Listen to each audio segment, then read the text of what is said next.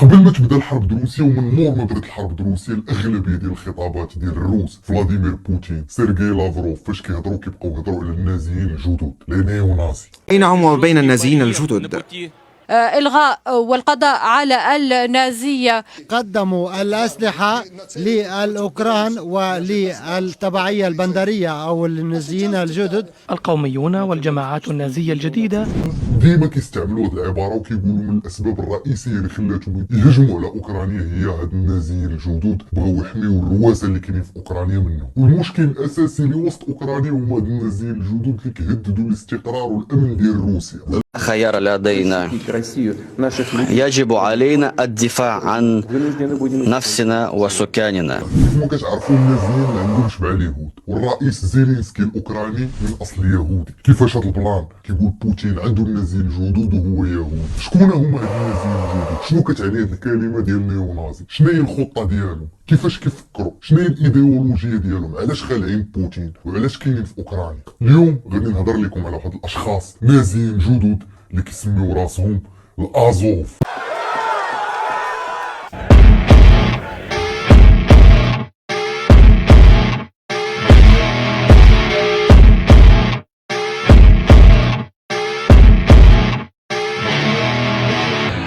الوايت سوبريماسيز هما لي نيو نازي، كاينين في العالم كامل ومكونيكتين في العالم كامل ونازلين من هتلر. شنو كتعني هاد ازوف؟ الدرابو ديالهم فيه اي و ان، هما كيقولوا ديال ايديا اوف نيشن، هادشي اللي كيعترفوا به، ولكن جميع الخبراء العالميين كيقولوا هذاك امبليم ورمز ديال النازيه. الشعار ديالهم جاي من الولفز انجل، وكان الشعار ديال الاس اس ديفيزيون النازيه اللي كانت في الحرب العالميه الثانيه، وهو اشهر واهم شعار ديال النازيين الجدد في العالم كامل، هو اللي على مود من الاخر. هاد النازيين الجدد الاخوان الفكر والايديولوجيا الاساسيه ديالهم في الفيلم كامل كيقولوا المهمه الاساسيه ديالنا هو انقاذ الغرب وانقاذ العرق الابيض، وهما كيقولوا العرق الابيض هو احسن عرق في العالم، وكل شيء على ديك العرق الابيض سطروا عليها بالحمر. كيقولوا هما اللي خاصهم يحكموا العالم، حتى شي غاص اخرى حتى شي عرق اخر. بحال هتلر الاخوان كان كيقول لا غاص اريال الاريه هي احسن غاص في العالم، وكان خاصو يطحن كاع دوك اللي ما كيشبهوش ليهم. المشكل ديالهم والفكر ديالهم والايديولوجيا ديالهم متطرفه الاخوان،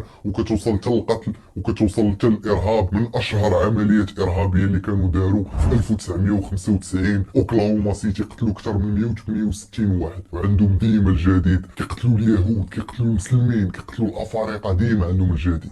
22 gunned down at a Walmart in El Paso, Texas. 2 killed near a synagogue in Halle, Germany. 9 more in an attack on 2 shisha bars near وهاد حركة الازوف هي اكبر حركة ديال النازيين الجدد في العالم، وهي اللي مبرزطها الروس، وهي اللي مبرزطها بوتين، وهي اللي كاينه في اوكرانيا. هم يتحدون الاستيلاء على اراضٍ اخرى. الثوره ديال اوكرانيا ديال 2014 جا واحد الشخص سميتو اندري بيليتسكي، هو اللي اسس هاد حركه الازوف، وكيعرفوا غير الحرب الاخوان، وزادوا تقواو مني مشاو للشرق ديال اوكرانيا وبداو كيتحاربوا مع المنفصلين ديال دونباس اللي هما تابعين لروسيا، وبداو مقاتلين تما، وكانوا هما السبب باش حرروا مدينه ماريوبول اللي دابا يلاه خداها بوتين. اللي غريب في هذا الامر واللي كيتعجب منه الراي العام العالمي هي ان الحكومه الاوكرانيه ما كتعتبرهمش ارهابيين، ما كتعتبرهمش مسطيين، ما كتعتبرهمش عنصريين، وبالعكس مدخلاهم معاهم وادابطيهم في وسط الجيش ديالها، وكتقول عليهم انهم ابطال، وكيديروا استعراضات عسكريه في وسط العاصمه كييف الاخوان بالدرابوات اللي هضرت لكم عليهم النازيه قدام الشعب الاوكراني، وكيصفقوا عليهم كيقولوا لهم نتوما ابطال كتحميونا من الروس. 3,000 members of Ukraine's nationalist Azov battalion marched through the capital Kyiv.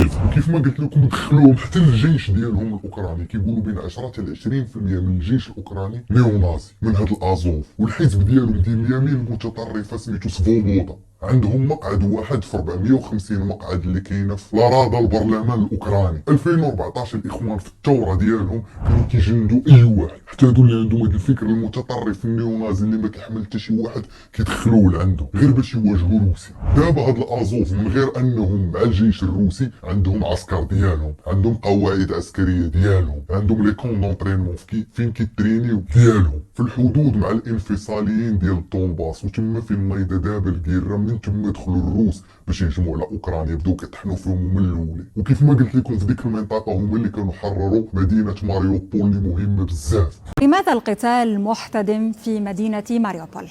اجتثاث النازية من أوكرانيا والقتال ضد النازيين الجدد والمرتزقة الأجانب من الأهداف الأساسية التي حددها الرئيس الروسي فلاديمير بوتين للعملية العسكرية في أوكرانيا. الازوف حاولوا كاع يدخلوا للسياسه الاخوان، حاولوا يدخلوا للسياسه في 2019 ولكن ما قدروا يربحوا حتى شي مقعد في وسط البرلمان، غير الطموحات ديالهم باقيين كبار. كيجيبوا الناس من العالم كامل اللي عندهم عرق ابيض سورتو من اوروبا ومن امريكا، وكيديروا ايام توظيف دي جورني دو ريكروتمون كيبينوا فيهم المضاربه ديال الام وديال التفرشيخ في وسط الرمله، كيكونوا عندهم اوراش ديال الوشام كيبداو يوشموا لبعضياتهم ديك لي سامبول ديال النيونازيه، دوك الرموز النازيه. كيديروا محاضرات لدوك الناس اللي جايين جداد باغيين يدخلوا معاهم باش يشرحوا لهم الايديولوجيا النازيه، وكيقولوا لهم حنا العرق الابيض حنا اللي كاينين. وين داكشي خطير الاخوان، البرين واشين. وكيف ما قلت لكم كلشي من العرق الابيض، كاع دوك الدراري الشباب اللي جايين من السويد، جايين من فنلندا، جايين من بولونيا، اللي كيقولوا حنايا هما لا غاس سوبريم وحنايا اللي عندنا احسن عرق في العالم، كتلقى شبعان وشامات وحاقد على الدنيا وما كيحمل حتى شي واحد، هما اللي كيدخلوا عندهم في هاد الازوف. فاش يلاه بداو كانوا بهم غير 800، دابا كيقولوا بينهم بين 3500 ل 5000. وهادو الاخوان كما قلت لكم ما عندهم حتى شي واحد، ما عندهم لا مع مسلمين، ما عندهم لا مع يهود،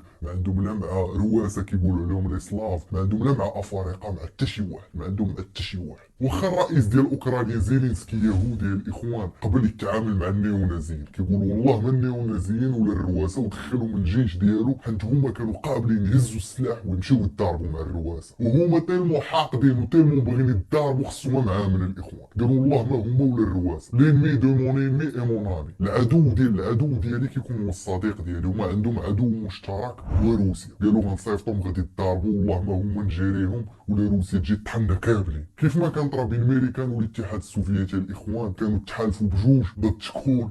ضد هتلر النازي، كان عندهم عدو مشترك، دونك تحالفوا الاخوان. هادشي علاش زيلينسكي قبل يتحالف مع النيونازيين ضد روسيا. وفاش كان اصلا جا الرئيس زيلينسكي للحكم كنلقاوهم ديجا كاينين، ديجا طالقين عروقهم الاخوان، هما كانوا سابقينه. دونك هو فاش جا قبلهم واكسبتاهم وخلاهم. دابا بوتين كيقول النيونازيين هما اكبر مشكل عندي، هما اللي كيهددوا الوجود ديالي، وكيبينوا شي صور وكيبينوا شي فيديوهات في التلفزيون الروسي الاخوان قدام بزاف وماشي ديال دابا، ديال النيونازيين في 2014. هما كيبقاو اقليه في اوكرانيا، غير هو كيضخم الموضوع. بوتين كيقول راه نهايه العالم وهما اللي غيقتلونا وهما اللي قباح وهما كتار، ولكن حنا في حرب الاخوان فيها البروباغندا، فيها المكر. دونك اللي لقى كيفاش غادي يضرب الاخر راه غادي يضربوا الاخوان. زيلينسكي قال والله ما النيونازيين، بوتين كيقول راه النيونازيين هما اكبر مشكل ديالي، ولكن راه ما كنقارنوش التهديد ديال النيونازيين بحلف الشمال الاطلسي اللي اصلا هو خالعه وراعبه، هو المشكل الاساسي اللي عنده مع اوكرانيا واللي خلاه يهجم. ولكن في البروباغندا ديالو، في الديسكور ديالو، الخطابات ديالو، هو والاتباع ديالو كيقولوا النازيين الجدد بزاف، النازيين الجدد زعما راه هما السبه باش دخلنا. حيت قبل ما تكون حرب خاص يكون سبب، خاصك تلقى سبه.